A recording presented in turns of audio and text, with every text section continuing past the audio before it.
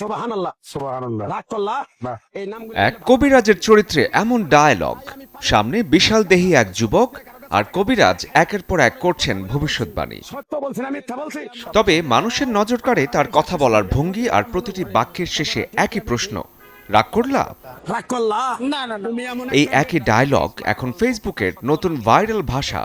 কেউ বন্ধুকে খোঁচা দিয়ে বলছে, আগেই কইছিলাম প্রেম টিকবো না, কি রাগ করলা?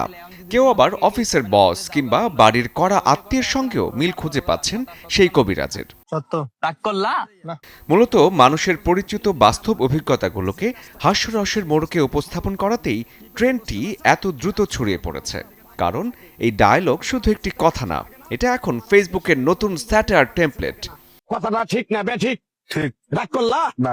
বিশেষজ্ঞদের মতে সোশ্যাল মিডিয়ায় ছোট, সহজ আর অনুকরণযোগ্য ডায়লগ খুব দ্রুত মানুষের মুখে মুখে ছড়িয়ে পড়ে, আর এই ট্রেন্ডও তার ব্যতিক্রম নয়। রাগ করলা না না রাগ করবো না। শরীফুল হক, চ্যানেল 24। তোমার কাছ থেকে সামান্য কিছু টেহা নিয়ে আমি